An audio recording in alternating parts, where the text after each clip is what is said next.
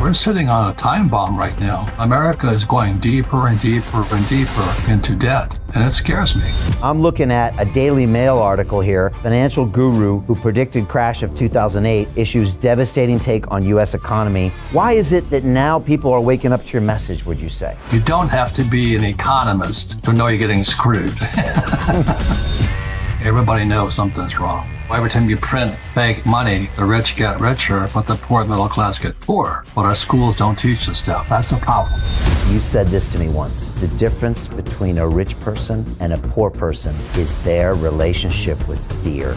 That's heavy. We have 4 intelligences: mental, physical, emotional, spiritual. But for most people, when it comes to money, it's all fear-based thinking. Fear stops most people from going for their dreams, and it limits them. What if I make a mistake? What if I do this? My rich dad just taught me make a mistake and learn from it. But many people make no mistakes and learn nothing. And there's a lot of those today. Are you just still out there trying to educate the masses? You seems like you're going to every single continent. Why are you still doing it? I believe we all have a calling. There's many ways you can make money, but how do I best serve my fellow human being or my country? That's why I went to Vietnam, although I didn't have to go. We're forgetting the essence of service versus money. So I go and teach as long as somebody wants me to teach.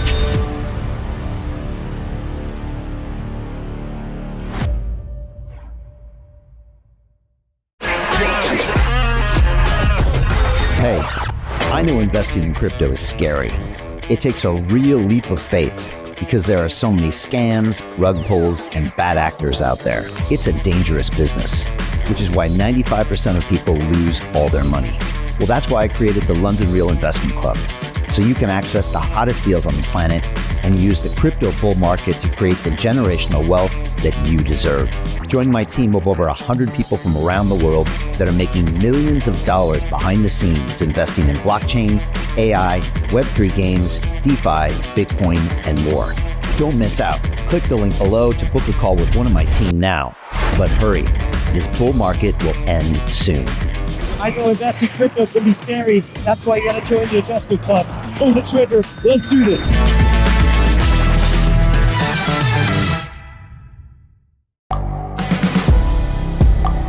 The world is changing. Inspiration is everywhere. It has never been so easy to connect, share, and bring people together. We're learning from others and finding the best in ourselves. Challenging our beliefs. Sharing our vulnerability. Overcoming our fears. Transforming ourselves so we can transform the world. How far can we go? This is London Real. I am Brian Rose. My guest today is... Hi, it's Brian Rose from London Real. You probably know that we've just recently been re-platformed on YouTube after 25 months completely in the dark. The truth is, I really need your help. What I really need you to do is click on that subscribe button right now, like this video, and maybe even leave a comment or share the link with friends. We're really fighting against an algorithm that's tried to keep us quiet for so long. And the more subscribers we have, the more people watch our content, the better guests we can bring you, the better content, and we can continue transforming lives. We've been doing this for 14 years now. I want to do this for another 14 years, but I really need your help. So click on that subscribe button, like the video, leave a comment, share this, and we're going to continue to bring you more and more great content. Thank you.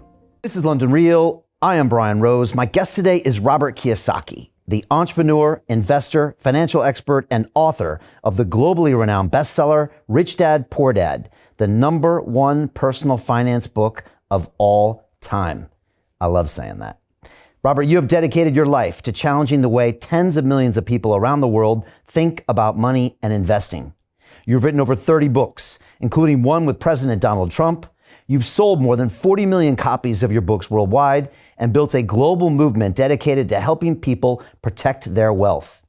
In your book, Rich Dad's Prophecy, you warned that the biggest financial crash in history was on its way.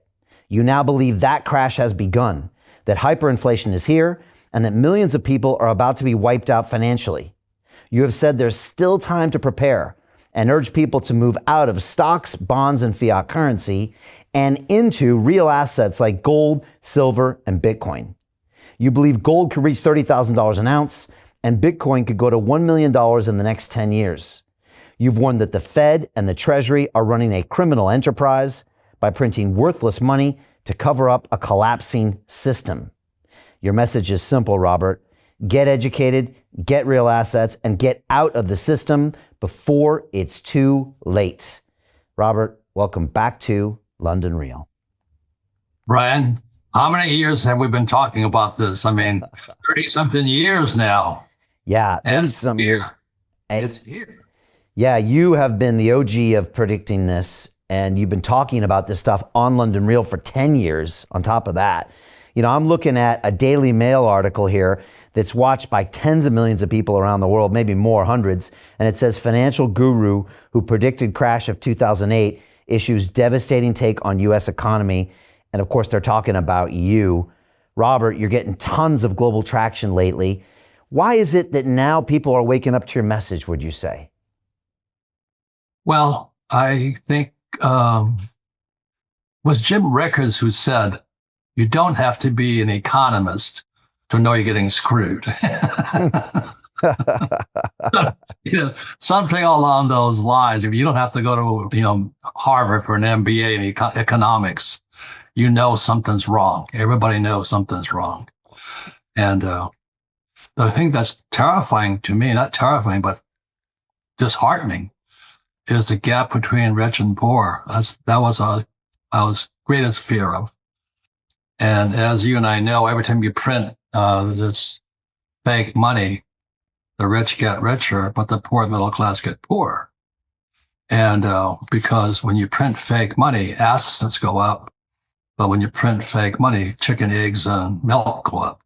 Yeah. And so the middle class is getting wiped out. Unemployment's climbing. And I'm getting richer, you're getting richer. And I'd rather have everybody get richer. But our schools don't teach this stuff. That's the problem. Yeah. No, I think people are starting to feel that something's going on out there, like you said. And you referenced our good friend Jim Rickards. I still remember the time we spent together in Phoenix, I think back in 2017, where you and I also recorded that epic interview that went viral. And yeah, Jim says it so well, and you say it so well. You know, I saw an article in the FT today, Robert, that said the prices of gold in Iran are like 80% higher than the rest of the world because they're in this closed system. And even the people there realize their own cash is trash and they're pushing gold up even higher than the spot levels elsewhere.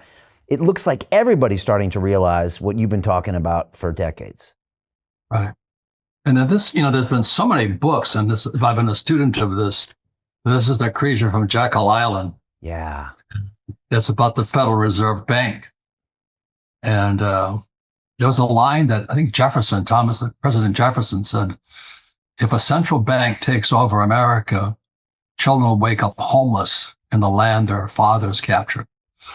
And so homelessness is spreading all across the world, as you know.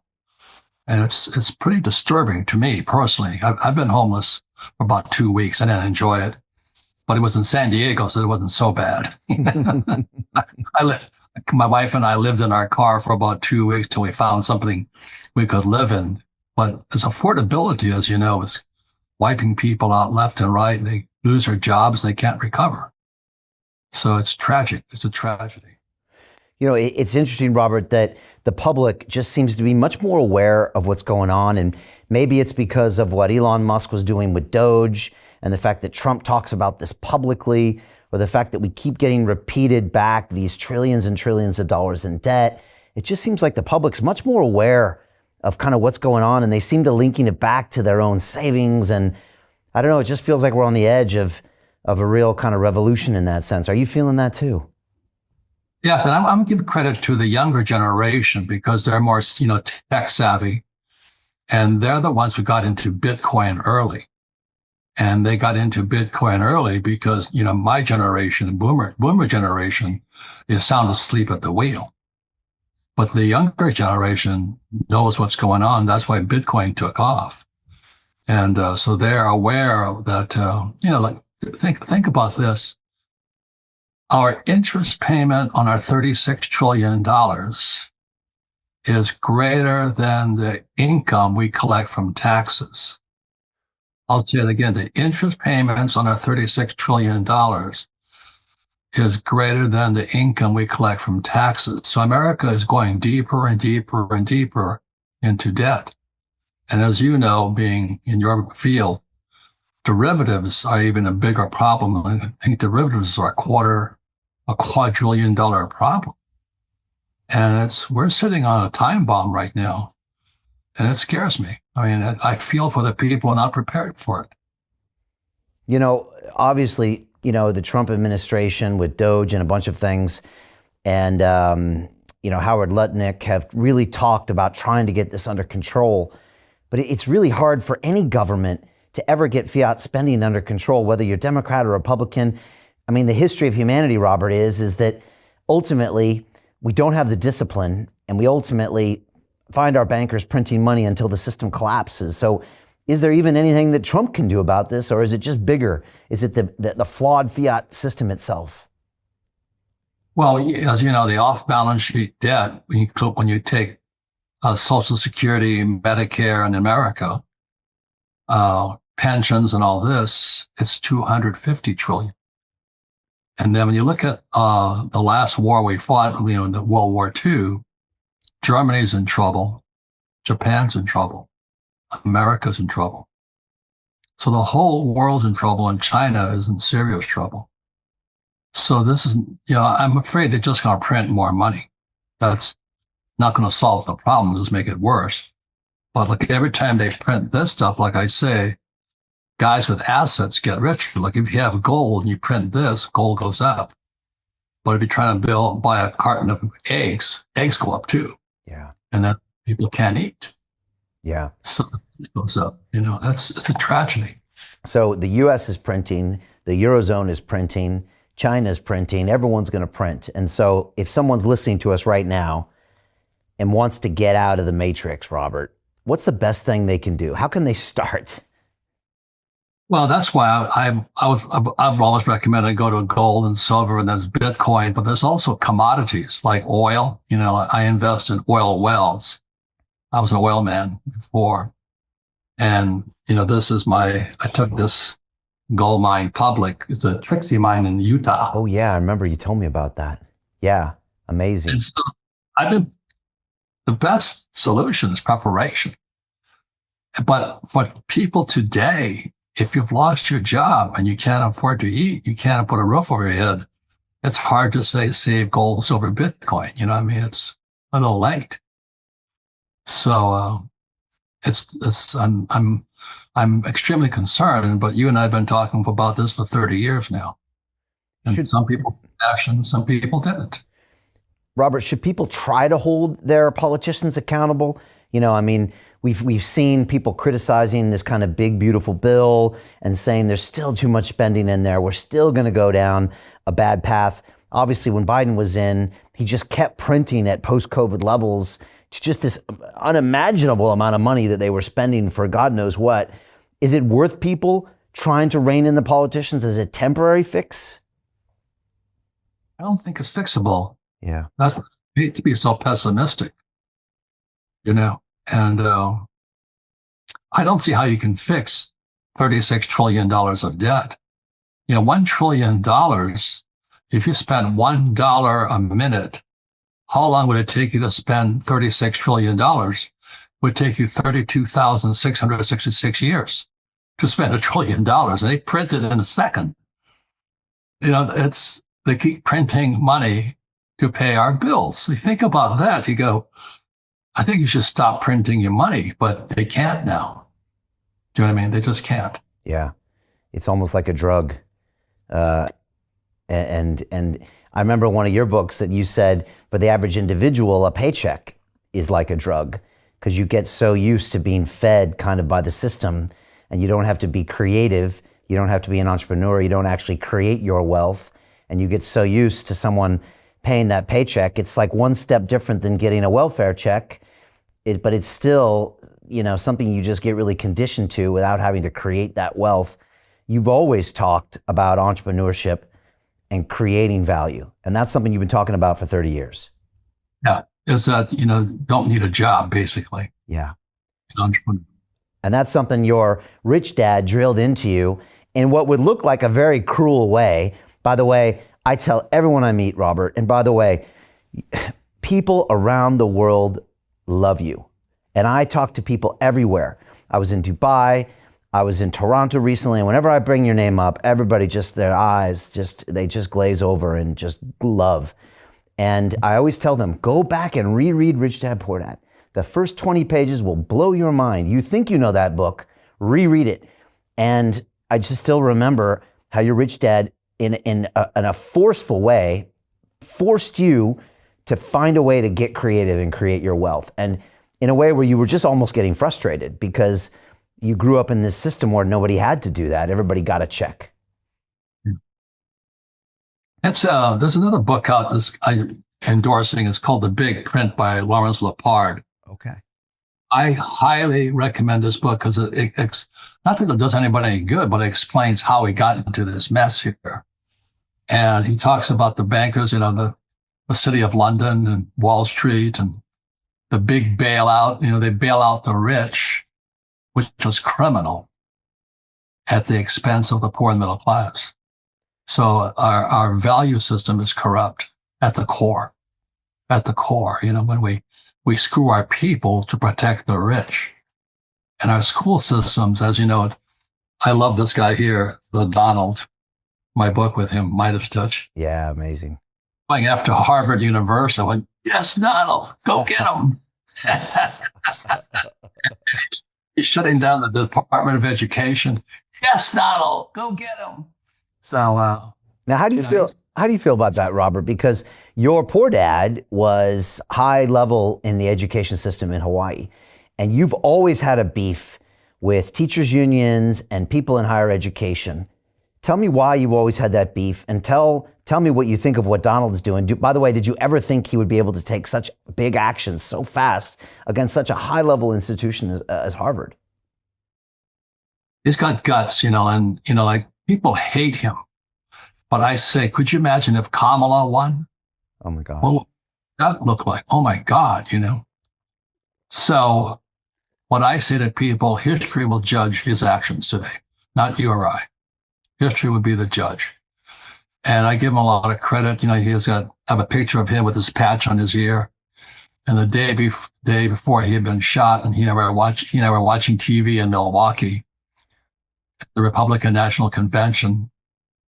And he and I were talking because I flew these little helicopters in Vietnam. There it goes. Yeah. And we got shot at all the time. And it's an interesting sound. He goes zip zip, and Brian, that zip had it been just a little bit more this way, you'd be dead. And Trump was sitting there with his patch on his ear. How he's alive is beyond me. So we're talking about what it's like to have this zip go past you. There, but for the grace of God, go I. And people were coming up to him and says, Donald, you're the Messiah. You've been saved. I'm not going to go that far, but I'm glad he's alive.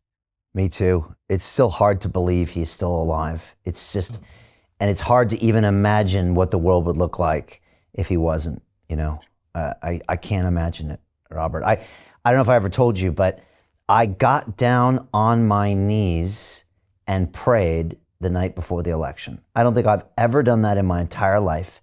There I was in my place in London on my knees praying for his victory. And I don't know what that says. I just knew it was such an important time, Robert, that I couldn't imagine that future without him. I agree 100%. And then there was the Biden crime family. But a lot of people point back to Obama, which was the start of it. So it's kind of interesting. I'm not Republican or Democrat. I do my best to stay neutral. But it does seem like the Democrats have been one big crime family. So anyway. Yeah, there's a lot of those allegations coming out. I'm sure we're going to know more. Just wanted to finish up with Harvard. Why is Donald going after these institutions of education? You yourself were censored by some universities in Arizona when you tried to give a talk. We saw so many instances of all the wokeism and all the things going on. Why is it important that Donald's making a stand there? Well, if you read the Communist Manifesto by Marx, in there, he spelled it all out. And what happened was, what Marx predicted was that communism will infiltrate America through the education system. So in 1930, Columbia University, which is an Ivy League school, sent away to Germany, Berlin, and they sent over Marxist professors to teach at Columbia University's College of Education, Teachers College. How do you get out of a rat race? How do you create wealth not only for yourself, but also for the generations to come after? I am absolutely amazed with the quality of companies that we're getting exposure to. We go on to Zoom calls with the innovators and the folks who are building new applications in metaverse, blockchain, artificial intelligence, decentralized finance. What's going on, everybody? Thumbs up if you can see me. We are focusing on early stage investment. And the quality of people that we're getting exposure to, whether it be Dan Tapiero with 1RT, Jason Ma from Open, Yatsu from Animoca. It's been a phenomenal experience thus far. It has far exceeded my expectations. We are focusing on cutting edge technologies. I view it now as the best investment I've ever made. The upside I view is unlimited. And as a retail investor, I would never get this exposure anywhere else outside of Investment Club. See you in the Investment Club. And that was in 1930. Then you and I remember what happened in the 60s. There was Kent State and all this was the rioting on campuses. So Marxism came in through our school system. I was teaching at Arizona State University, which is one of the biggest schools in America.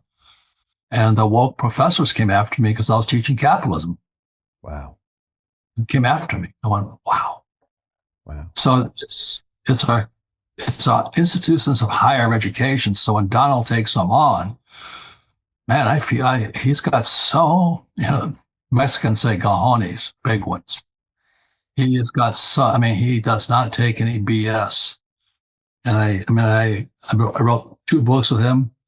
He is a great man. His sons are great people as compared to Hunter Biden. Yeah, I know you know Don and Eric, and you've been hunting with them. You've known them for a long time, and you've always said great things about them. We'll definitely see them coming into their own. When I was in Toronto at the Consensus Conference, I saw Eric speak, and they're both very good, and they're both very big into crypto and DeFi.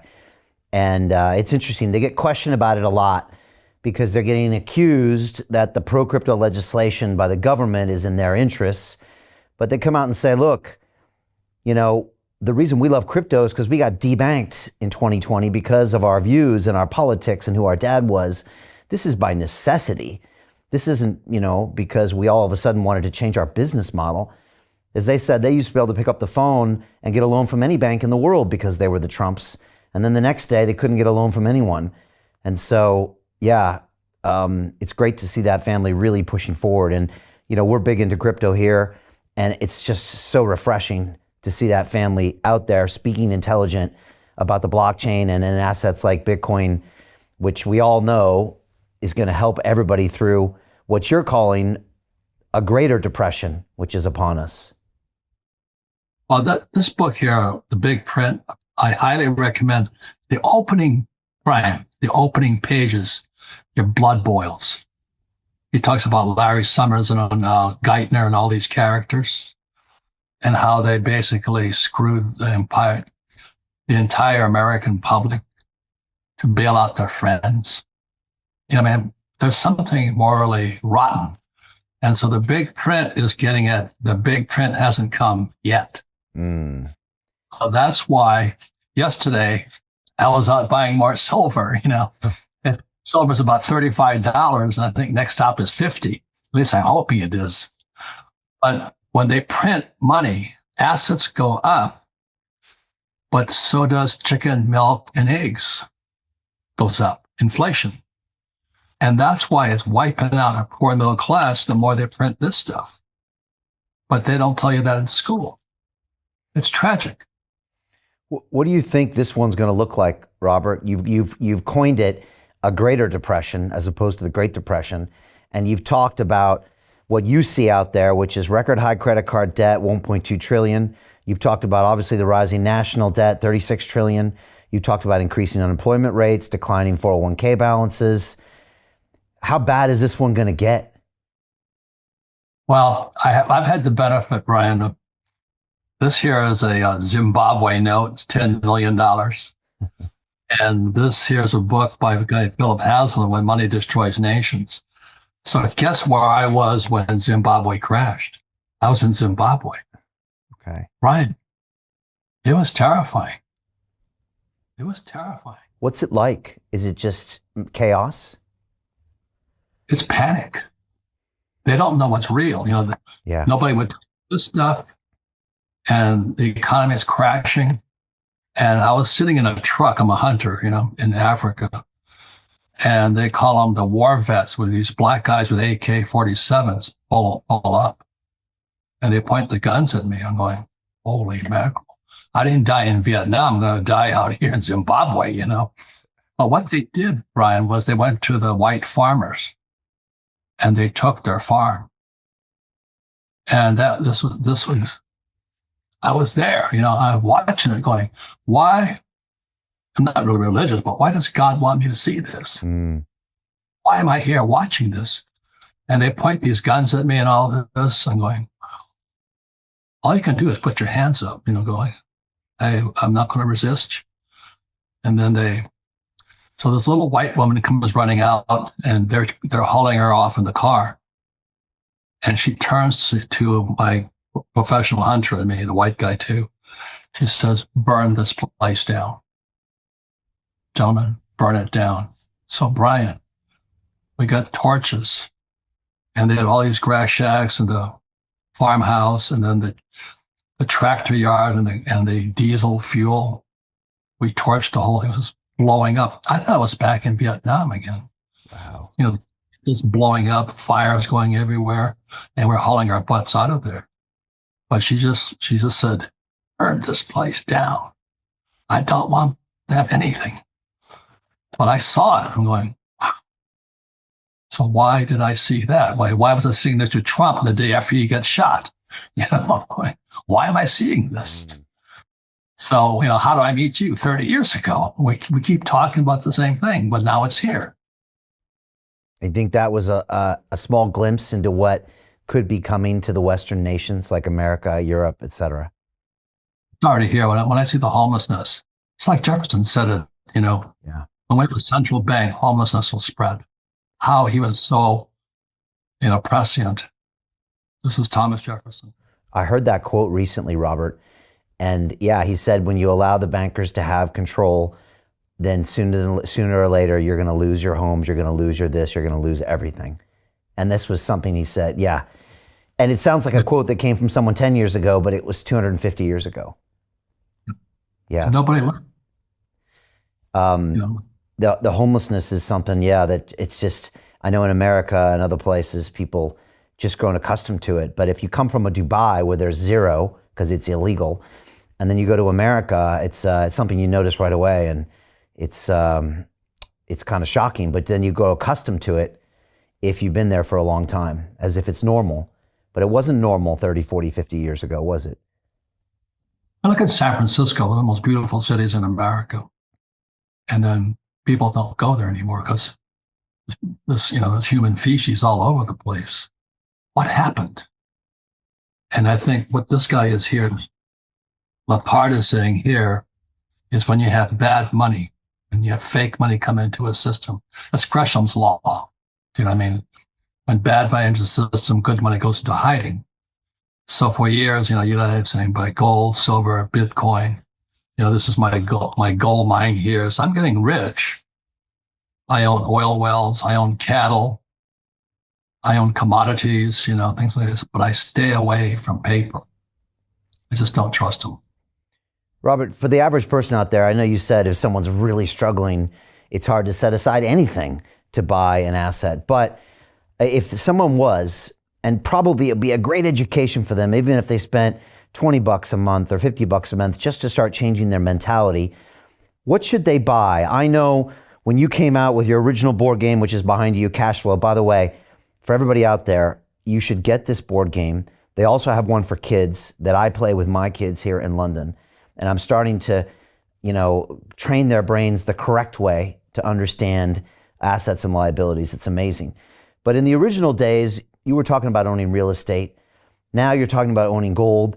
You just mentioned that you think silver is one of the best opportunities right now because you think it's still relatively low to where it should be.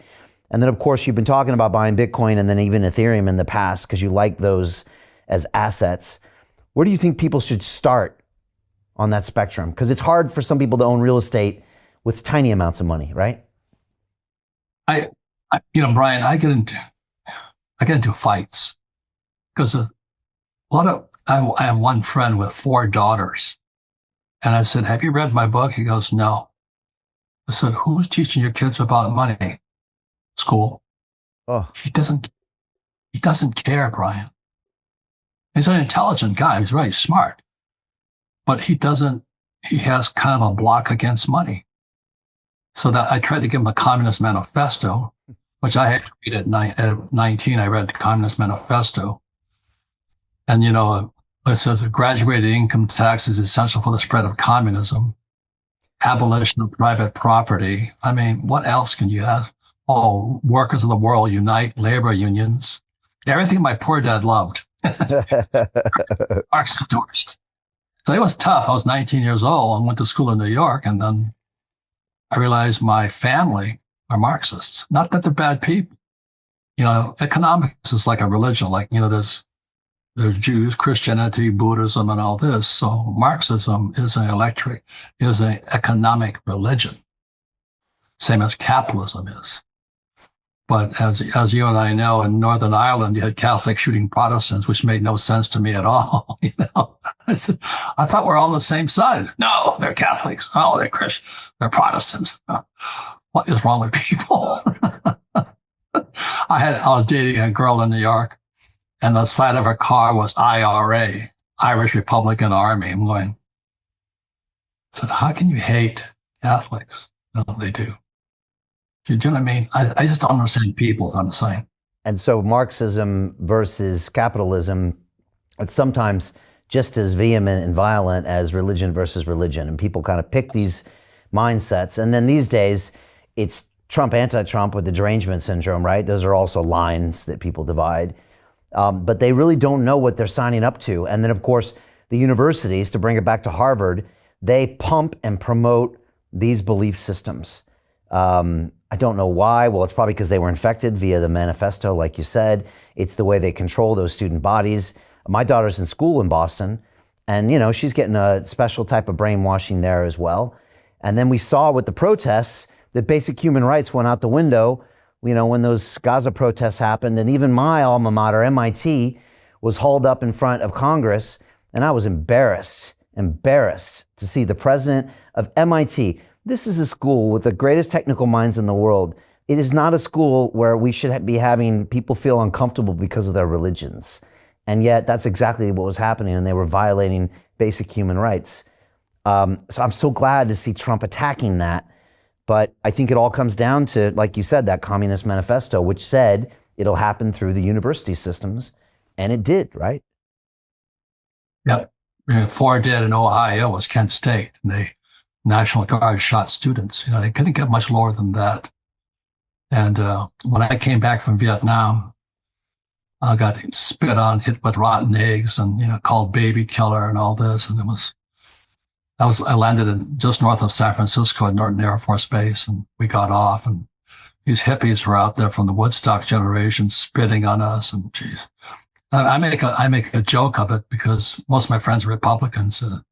I say, I swear to God, I saw Nancy Pelosi out there. Yeah, Robert, I don't think we can imagine what that felt like. I actually saw this interview on YouTube a couple days ago of a Vietnam vet who came back and then ended up working as a police officer right at the Haight-Ashbury precinct. And he was talking about what it was like to be around those hippies. And man, it did not sound like a walk in the park, man. They had barbed wire fence up 15, 20 feet. It was like they were walking around with guns. And he said it was like I was in Nam trying to deal with these people. So I don't even think we understand how hard it was for you to come back from one war zone to another one where people weren't even acknowledging your service back then. So, yeah, I just want to thank you for your service, because having to deal with that is just hard to believe in a world now where at least most people know to thank people for their service, you know? Well, that's why I commend you and me, because we fight back as teachers. You know, we're capitalists and we teach capitalism.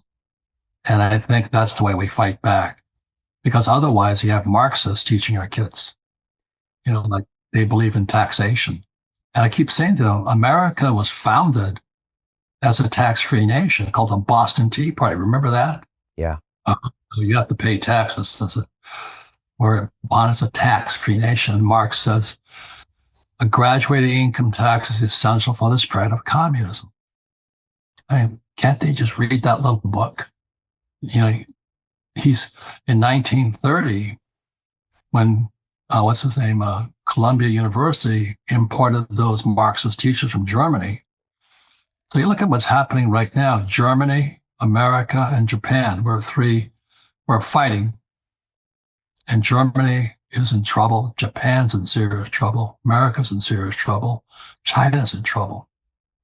You know, Volkswagen just laid off, I don't know how many tens of thousands of people in Germany. And a big problem with Germany, I'm sure you've heard this, but was they went green. They didn't want to go nuclear, so they went green. And the cost of energy went so high in Germany, they can't afford to produce. So this green movement just keeps spreading its nasty tentacles all the way across the world. And it's all done in the name of DEI, you know, diversity, exclusivity, all that stuff. I say it should be DIE, die, or dying. Yeah, it's just another mind virus they kind of use to control that has no base in reality. And Robert, here in the UK, it's just getting worse. You know, we've got a Labour government that are increasing the taxes on foreign nationals that were here.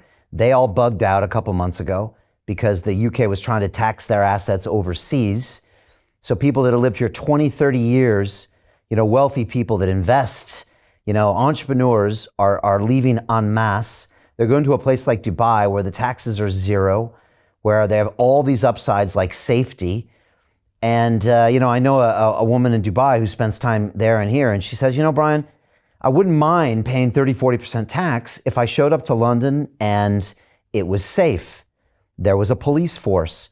There was healthcare. It was clean, but you don't even get that. And then you go to a place like Dubai with zero tax, and it is, I think, literally the safest city in the world. There is no graffiti. There's no homelessness. It's just there to actually help you be an entrepreneur. And I look at the UK and Europe, and I don't know how they're going to reverse it, you know, and the discussions here are crazy. There's a guy here who I think used to be a trader named Gary. He has a show called Gary's Economics, and he just keeps preaching that we got to tax the rich, and that's the only way to save the people here. And no one's taking any ownership, and it just feels like Marxism is back and alive, and the UK is running out of talent, and it's just gonna end poorly, Robert. I'm sure you see some of that from overseas, not to mention the fact that people get arrested for Facebook posts. So it's kind of sad days here. No, and I was just in Japan. That was just tragic, you know, because they're hardworking, but they save money. And they save, right? And when they should be investing, you know what I mean? They're savers. And then my first gold mine was in China, and I took it public on the Toronto Stock Exchange. And as soon as we struck gold, the Chinese nationalized it. Yeah. So I found out what the word country risk means, you know. So you don't do business in countries that don't respect the rule of law, and that's China. I'm not thinking the Chinese people, but you've got to be more, I think, global, who respects the law, who doesn't. And this was the worst thing about it. It was when they took my gold mine in China, it was in Dalian, China. And the guys called me up, secretly, said, for $1 million, you'll get your mine back. And I thought about it, Brian, I thought about it because it was a big, big mine. But then I realized, if I do that once, when does it end? When does the paying end, Yeah. I said, I'll just eat it now. Walked away. Wow. Yeah, you've told me that story. I listened to a lot of Steve Bannon lately. He's got his War Room podcast, and Rickards goes on there sometimes. And I think people don't really understand Steve Bannon very well. But if you listen to him talk about China, it's fascinating the way that he characterizes it. Because he says, there's not 1.3 billion communists in China. He said, there's 1,000 gangsters in the CCP, and they don't even care about communism. They're gangsters, and they're the same guys that took away your mine and that run that country into the ground. But the people of China are probably more capitalistic than any place. Again, hardworking people, but it's all run by the gangsters at the top. And I'd never heard anyone articulate that like Bannon has, and I think he's on to something there. Peter Thiel took $500,000 and turned it into $1 billion using the exact same techniques we're using inside the investment club. He met his CEO, his name was Zuckerberg. He pitched him the deal and he said, okay, I'll give you $500,000. Mark went public and sold the shares to people like you. Well, what happened to Peter? Well, he exited and got a 2,300x return. The wealthy invest in early stage companies, folks. The public markets are for suckers.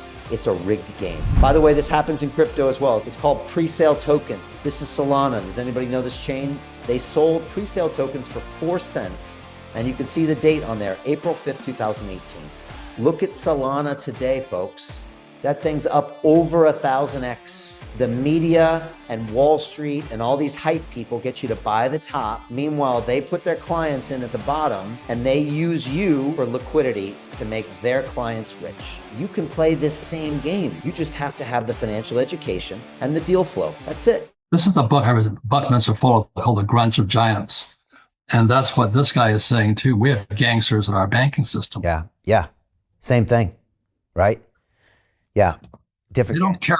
People, they really don't care. They don't care, just that they get rich. Robert, you mentioned that schools teach us to be poor. It's one of the your quotes that I quote all the time. Do you see us making any changes to that schooling institution right now? Obviously, Trump's going after Harvard. That's kind of high level.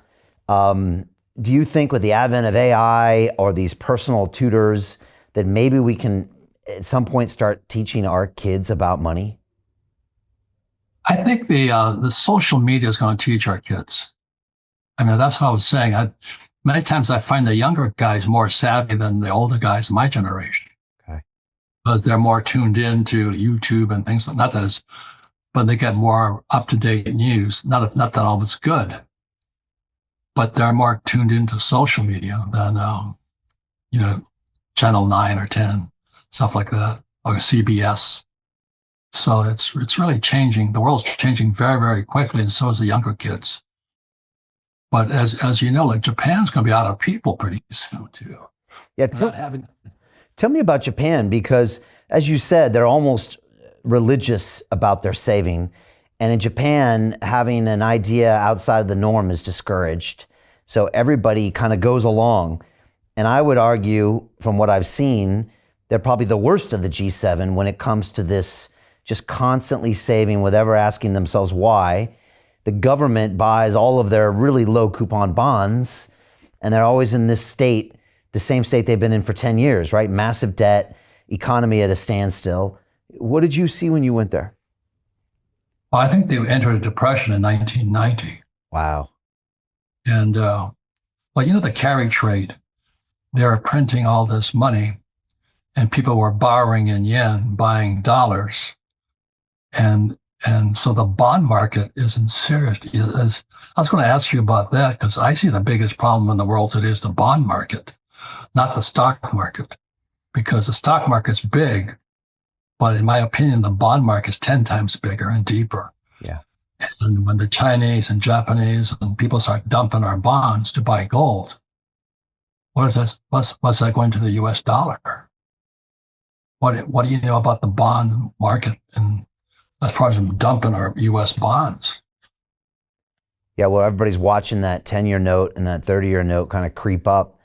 It was kind of going one way when the original tariff negotiations happened, and everyone thought, they could refinance the 10-year note at 4%, but now it's going the other way, and people are very concerned about what's going on. So I think you're right, Robert. I think we really have to worry about what's going on with those bonds. Of course, everyone thinks that maybe, the stable coins in crypto could be a new buyer of those treasury assets, but that's probably only a temporary fix to the structural problem. But the problem, Brian, is what happens to the people. You and I are okay. And, you and I work for the people. It disturbs me. It really disturbs me. And then, it's the uninformed, or maybe they don't care. Or I got into it with this guy with 4 daughters, and he says, so what? I said, who's going to teach your daughters if you don't teach them? He says, school. I'm going, and he knows nothing. So if I had kids, I'd be. To continue watching the rest of the episode for free, visit our website londonreal.tv or click the link in the description below. Most people will never see this opportunity. Dubai luxury transformation projects have historically delivered 40 to 90% annual returns. That is incredible. These were once reserved only for insiders with access. I spent 15 years on Wall Street, and I learned this: the biggest returns always go to the people who get the call first. Now, you finally can.